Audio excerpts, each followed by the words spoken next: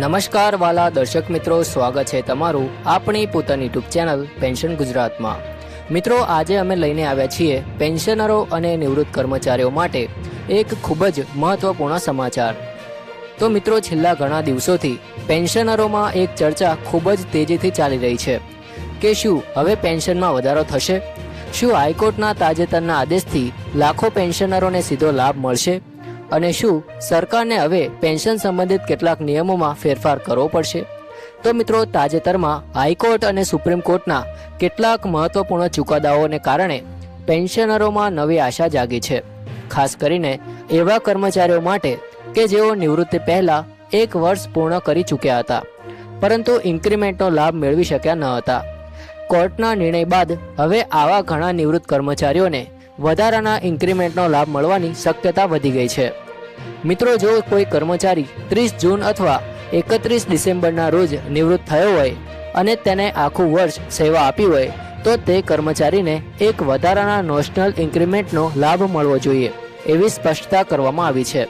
આ નિર્ણય માત્ર પગાર સુધી મર્યાદિત નથી, પરંતુ તેની સીધી અસર પેન્શનની ગણતરી પર પણ પડે છે, એટલે કે પેન્શનની રકમમાં વધારો થઈ શકે છે અને સાથે સાથે ઇરેટ્સનો લાભ પણ મળી શકે છે। મિત્રો, હવે પ્રશ્ન એ થાય છે કે આ લાભ કોને મળશે? તો મિત્રો, દરેક કેસની પરિસ્થિતિ અલગ અલગ હોઈ શકે છે, પરંતુ જે કર્મચારીઓ આ નિયમોની જોગવાઈમાં આવે છે તેઓ પોતાના વિભાગમાં અરજી કરીને લાભ મેળવવાનો પ્રયાસ કરી શકે છે। અનેક રાજ્યોમાં આવા કેસોના આધારે કાર્યવાહી શરૂ થઈ ચૂકી છે અને ગુજરાતમાં પણ પેન્શનરોની નજર સરકારના આગામી નિર્ણય પર છે। મિત્રો, બીજી એક મહત્વપૂર્ણ બાબત એ છે કે મોંઘવારી રાહત એટલે કે ડીઆર વિશે। તો મોંઘવારી સતત વધી રહી છે અને તેના કારણે પેન્શનરોના ખર્ચમાં પણ વધારો થઈ રહ્યો છે। આવી સ્થિતિમાં ડીઆરમાં વધારો પેન્શનરો માટે મોટી રાહત સાબિત થાય છે। તાજેતરના ન્યાયિક અવલોકનોમાં પણ પેન્શનરો સાથે સમાન વર્તન કરવાની જરૂરિયાત પર ભાર મૂકવામાં આવ્યો છે। મિત્રો, જો આગામી સમયમાં ડીએ અને ડીઆરમાં વધારો જાહેર કરવામાં આવે છે તો લાખો પેન્શનરોના માસિક આવકમાં સીધી અસર જોવા મળી શકે છે। આ જ કારણ છે કે પેન્શનરો હવે આગામી જાહેરાતોની આતુરતાથી રાહ જોઈ રહ્યા છે। એક અન્ય મહત્વનો મુદ્દો પરિવાર પેન્શનનો છે। તો ઘણા પરિવારો વર્ષોથી પોતાના હક માટે લડી રહ્યા હતા। કોર્ટના કેટલાક નિર્ણયો બાદ હવે પરિવાર પેન્શનના હક્કોને વધુ સ્પષ્ટતા મળી રહી છે, જેના કારણે આશ્રિત સભ્યોને ભવિષ્યમાં રાહત મળી શકે છે।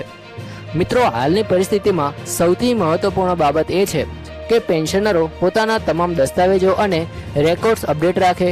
જો સરકાર અથવા વિભાગ દ્વારા કોઈ નવી પ્રક્રિયા જાહેર કરવામાં આવશે તો તેનો લાભ સમયસર મેળવી શકાય। મિત્રો, હવે સૌથી મહત્વનો પ્રશ્ન એ છે કે જો કોર્ટ દ્વારા આ પ્રકારના નિર્ણયો આપવામાં આવ્યા છે તો શું તમામ પેન્શનરોને આપમેળે તેનો લાભ મળી જશે? તો મિત્રો, તેનો જવાબ છે ના। ઘણા કિસ્સાઓમાં સંબંધિત કર્મચારી અથવા પેન્શનરને પોતાના વિભાગમાં અરજી કરવાની જરૂર પડી શકે છે। કેટલાક કેસોમાં કોર્ટના ચુકાદાના આધારે વિભાગીય આદેશ બહાર પાડવામાં આવે છે અને ત્યારબાદ લાભ આપવામાં આવે છે। તેથી પેન્શનર મિત્રો માટે જરૂરી છે કે તેઓ સમયાંતરે સરકારના પરિપત્રો અને વિભાગીય સૂચનાઓ પર નજર રાખે। મિત્રો, આજે દેશમાં અને ગુજરાત રાજ્યમાં લાખો પેન્શનરો એવા છે જેમની આવકનો મુખ્ય સ્ત્રોત માત્ર પેન્શન જ છે।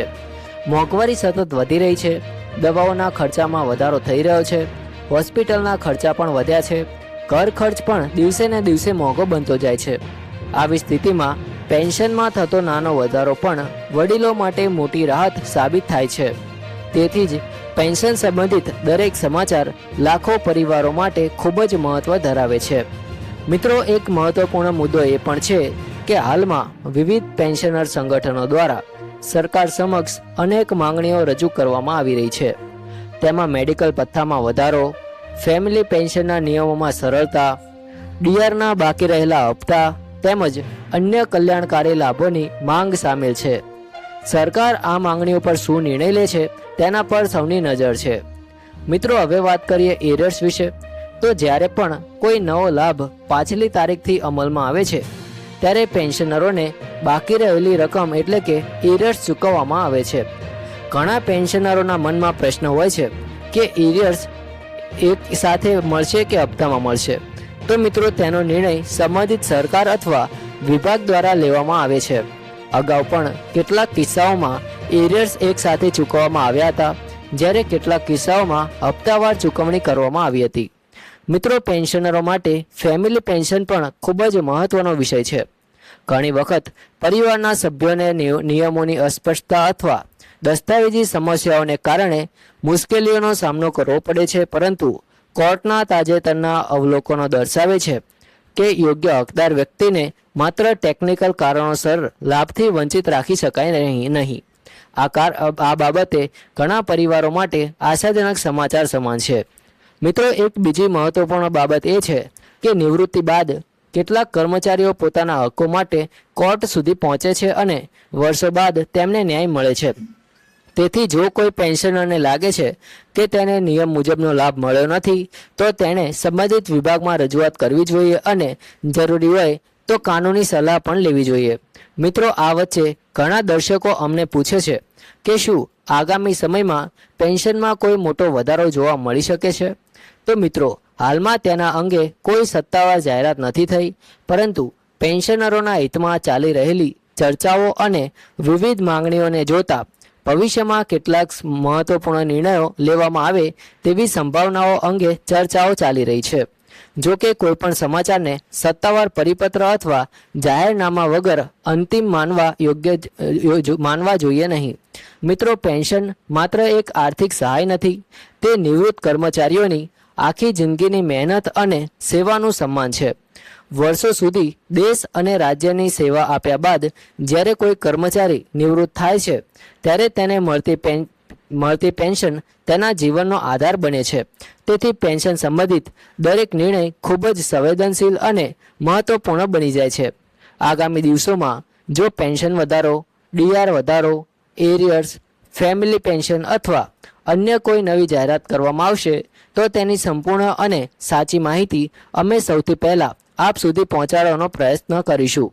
તો મિત્રો, આ વચ્ચે ઘણા દર્શકો અમને પૂછે છે કે શું આગામી સમયમાં કોઈ મોટો વધારો જોવા મળી શકે છે? તો મિત્રો, તેના વિશે હાલમાં તેના અંગે કોઈ પણ રીતે સત્તાવાર જાહેરાત કરવામાં આવેલી નથી, પરંતુ પેન્શનરોના હિતમાં ચાલી રહેલી ચર્ચાઓ અને વિવિધ માંગણીઓને જોતા ભવિષ્યમાં કેટલાક મહત્વપૂર્ણ નિર્ણયો લેવામાં આવે તેવી સંભાવનાઓ અંગે ચર્ચાઓ ચાલી રહી છે. જો કે કોઈપણ સમાચારને સત્તાવાર પરિપત્ર અથવા જાહેરનામા વગર અંતિમ માનવા જોઈએ નહીં. મિત્રો, વિડીયો ગમ્યો હોય તો લાઈક કરજો, તમારા મિત્રો અને અન્ય પેન્શનર ભાઈઓ બહેનો સુધી આ માહિતી શેર કરજો અને કમેન્ટ કરીને જરૂર જણાવજો કે તમારા મતે પેન્શનરો માટે આગામી સમયમાં કયો સૌથી મોટો નિર્ણય લેવો જોઈએ. આજના વિડીયોમાં બસ આટલું જ. ધન્યવાદ મિત્રો.